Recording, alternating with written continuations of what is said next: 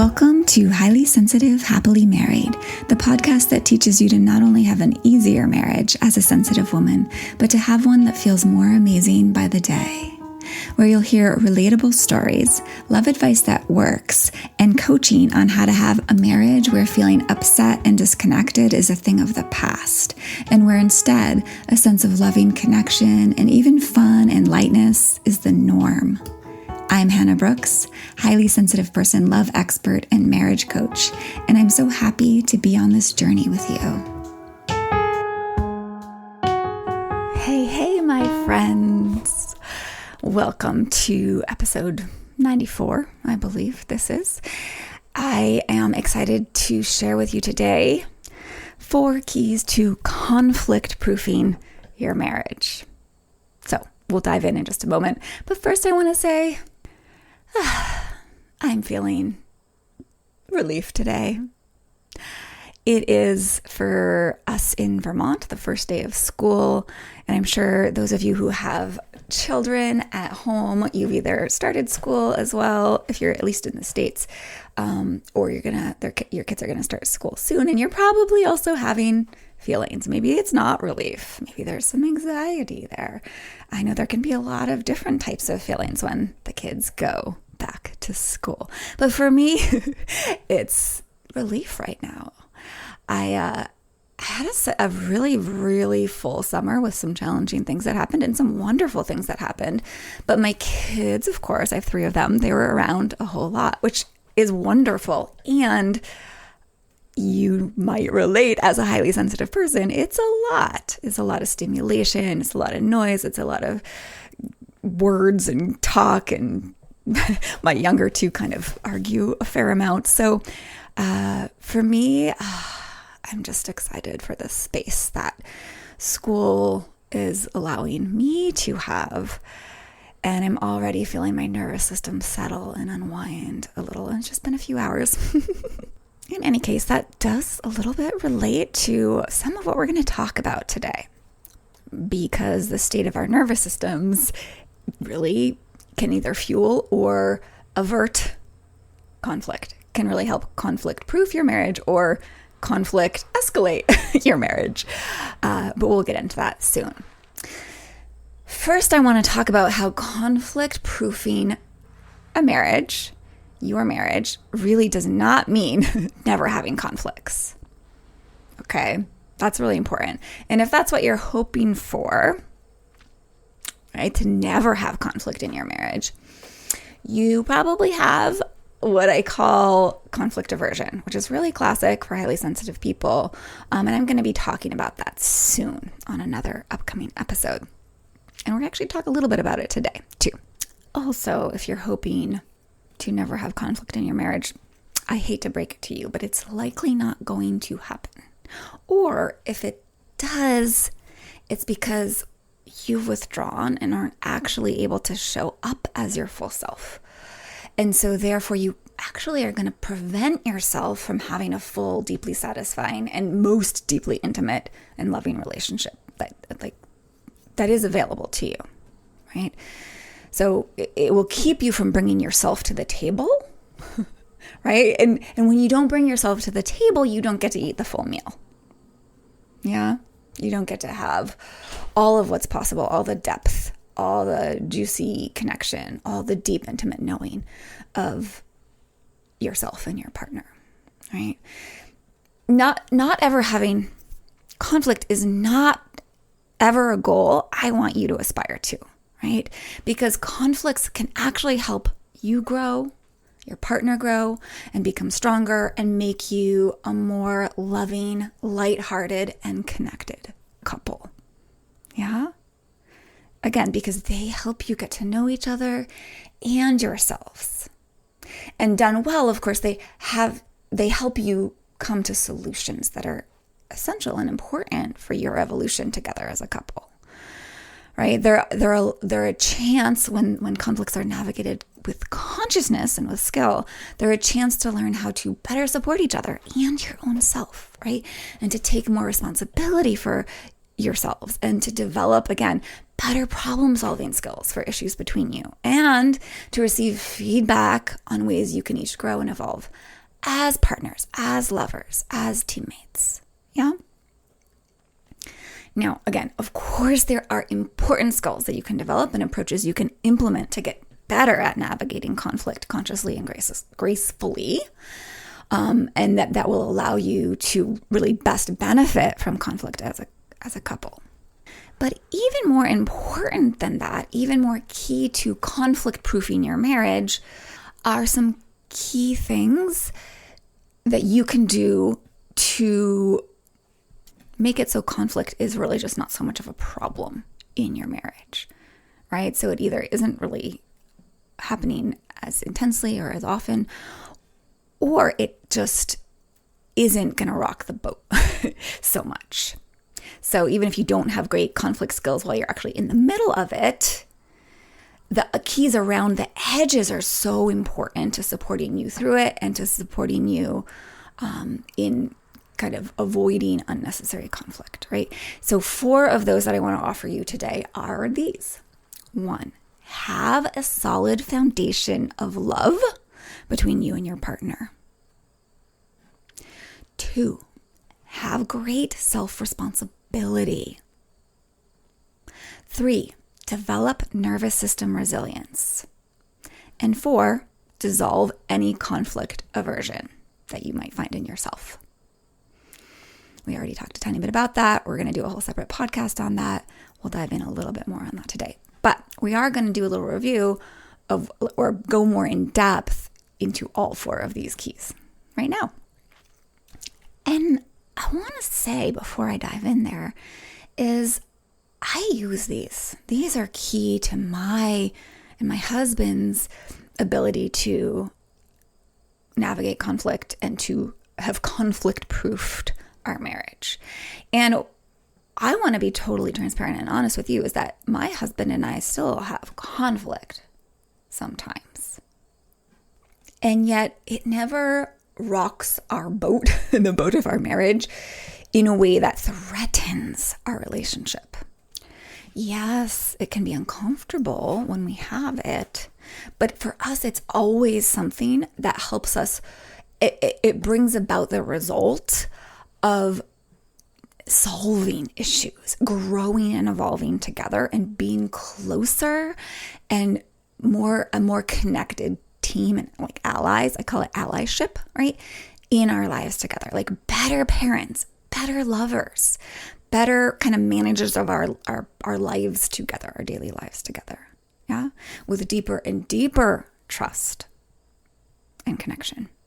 This is 100% possible for you. And so right now I'm going to share these 4 keys that will help you move in this direction as well.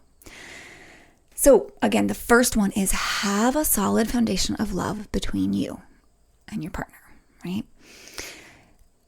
And now what I mean by that, this solid foundation of love between you is actually built on the quality of your day-to-day connection and interactions, right?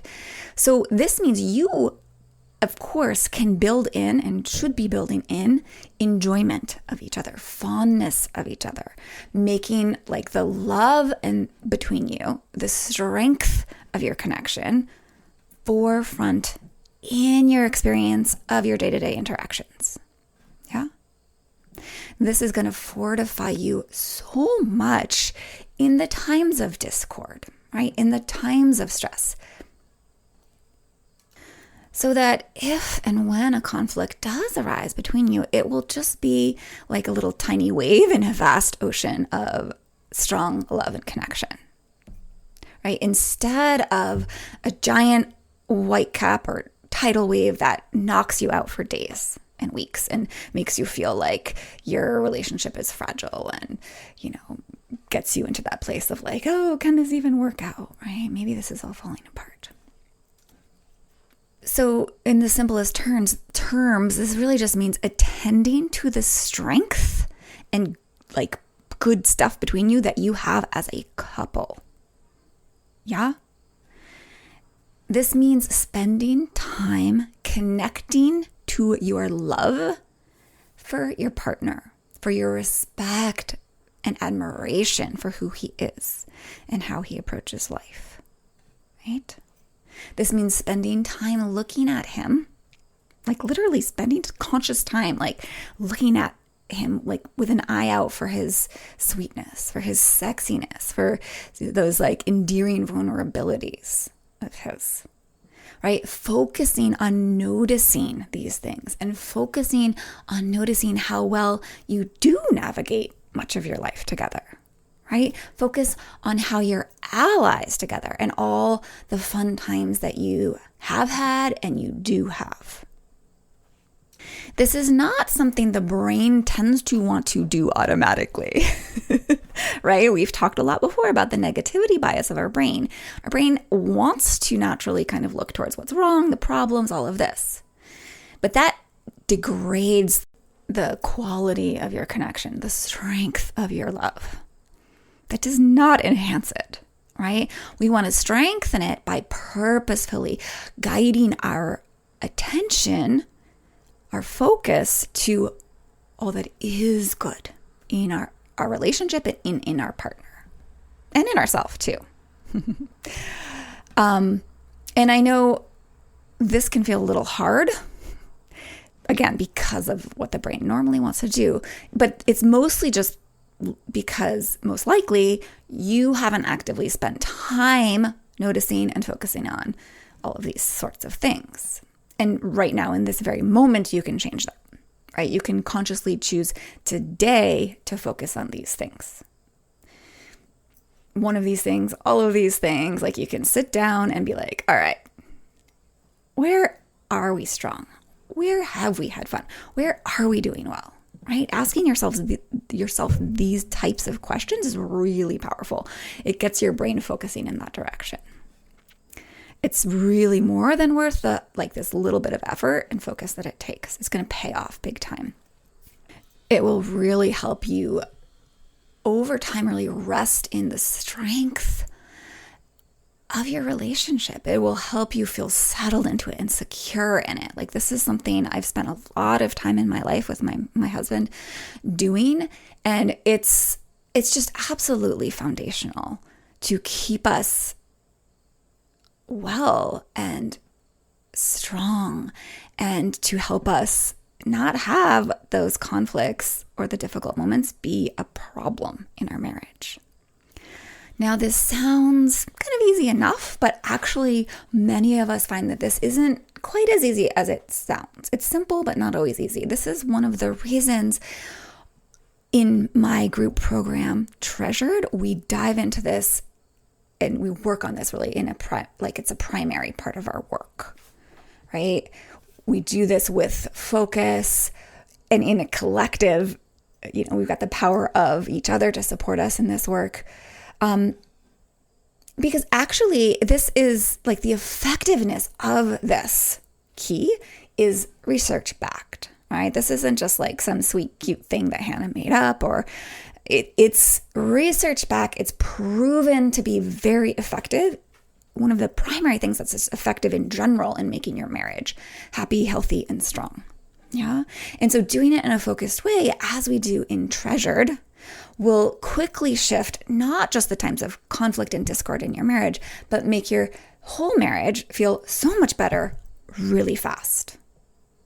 And it's going to fortify the rest of the process that we do together in Treasured to make your marriage really one you just love. All right. The second key to conflict proofing your marriage is going to sound maybe a little more vague, and that is become self-responsible. Get great at what I call self-responsibility, self-accountability, self-ownership. I also call this owning your power. I'm not going to go too into depth on this one today because I actually talk about it all the time on the podcast in different ways. It's really infused into every suggestion and every topic I discuss on the podcast. I've recently talked about it just to give you some, places to go to learn more. I've recently talked about it as what I'm calling emotional sovereignty or emotional agency. Episode 87, it's called Interdependent Loving versus Unconscious Dependence. is a great episode to listen to for a better understanding of this, of self-responsibility. And episode 22, which is called 2 of the Biggest Backfiring Tactics in Love for HSPs and the Remedy. That's the long title on that one.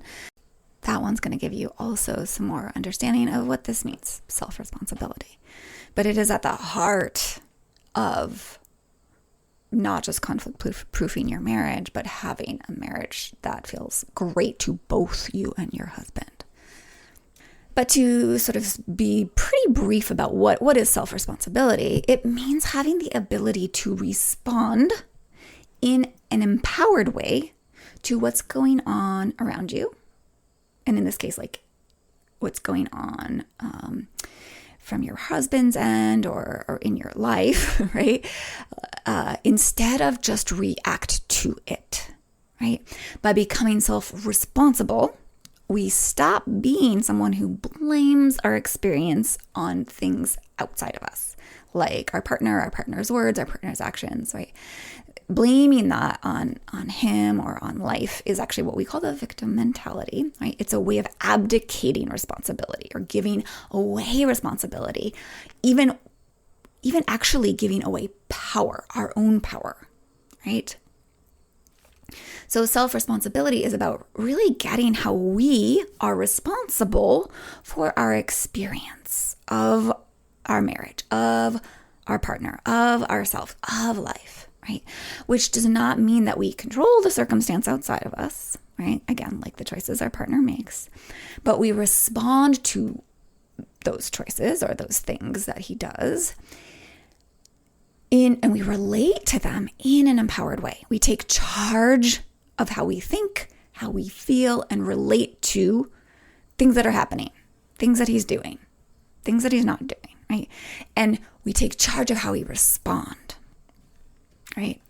So self-responsibility, in other words, is accessing your power in the moment to create what's truly aligned with what you want and value, with who you want to be, what's aligned actually deep down with who you really are.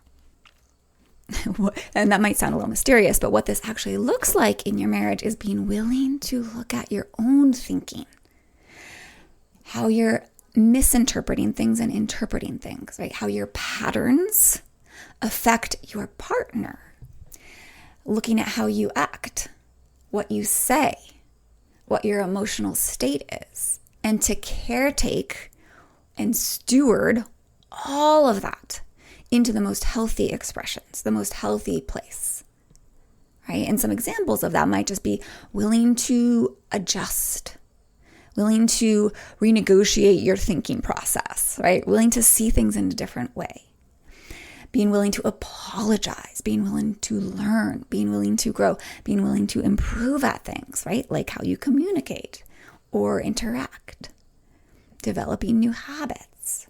Right? And of course, taking great care of this whole mind, body, heart system of yours. So again, that might sound kind of big and mysterious, but being able to take more responsibility is not only going to avert conflict, it's going to stop it before it starts much of the time, right? And it will make conflict when it does arise so much easier. Again, in Treasured, we understand this in the nitty gritty of this. Like we get really good at taking ownership, at taking self-responsibility and communicating from that place, showing up with our partner from this place.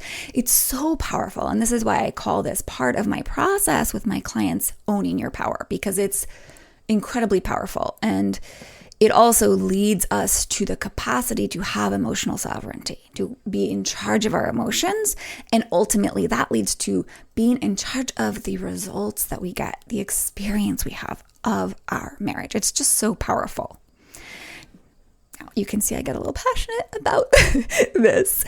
But yeah, like just on the topic, today's topic, this is going to be so powerful when it comes to conflict, making it so your marriage is very conflict proof and very much more full of all the things you actually crave in your marriage.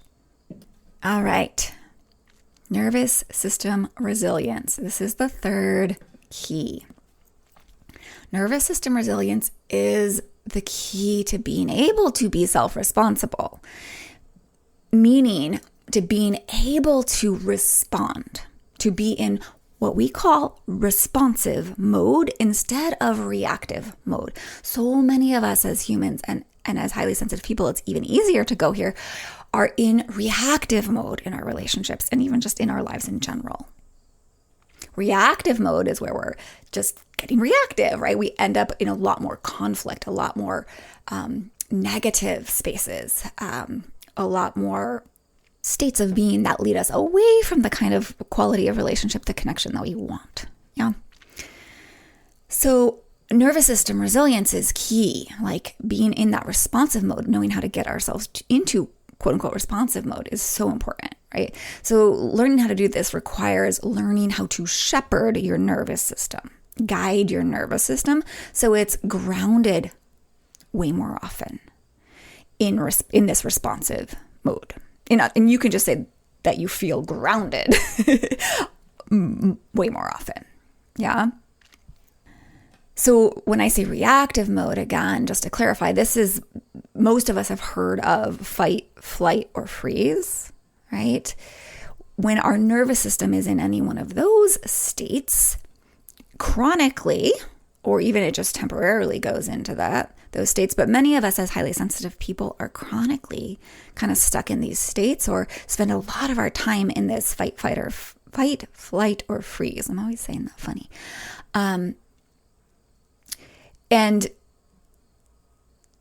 maybe don't even realize it, right? But it's really, really hard to relate to our partner in life well from those states and from that sort of chronic state of being. So this is about like nervous system resilience, or shepherding our nervous system is about knowing how to bring ourselves back from those fight, flight, or freeze states to the calm and connect state, or the healthy parasympathetic state.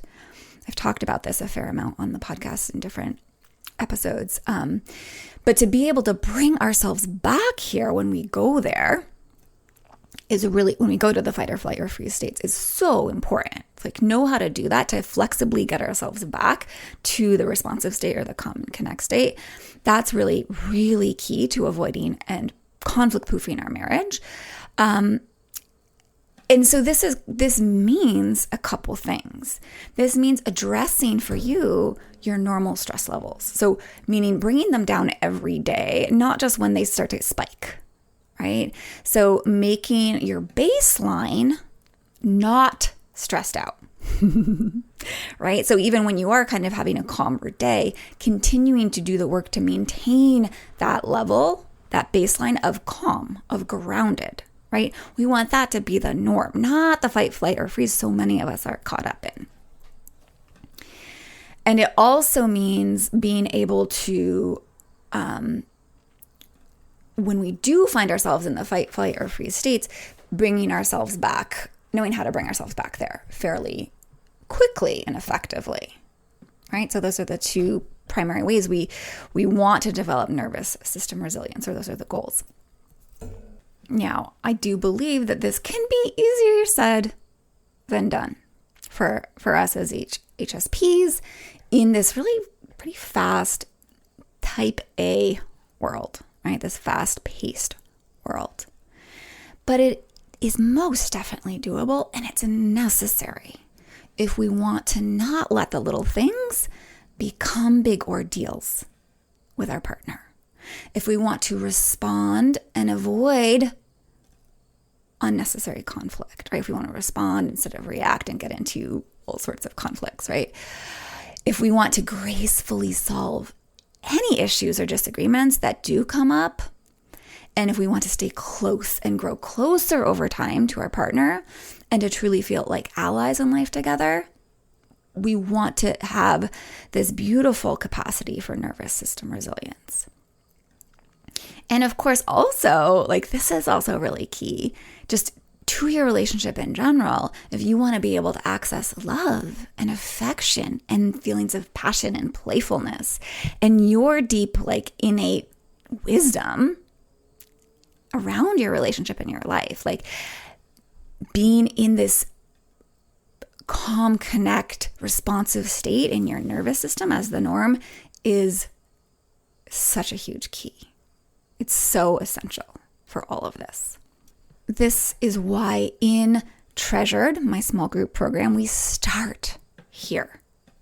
As soon as you join, you get a whole module on what I call foundations of well-being for highly sensitive people. So all of this comes easier, right? So you learn how to have this nervous system resilience. You start developing it right away.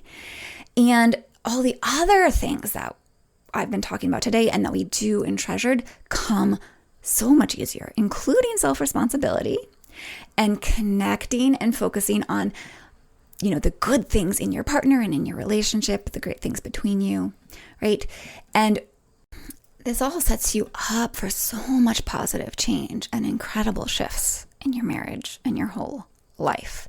So if you've been like, yeah, I know stress levels can be a problem, but you haven't really figured out how to shift that and get some really beautiful traction and feel really resilient and calm and grounded a lot of the time, then Treasured is going to be so powerful for you.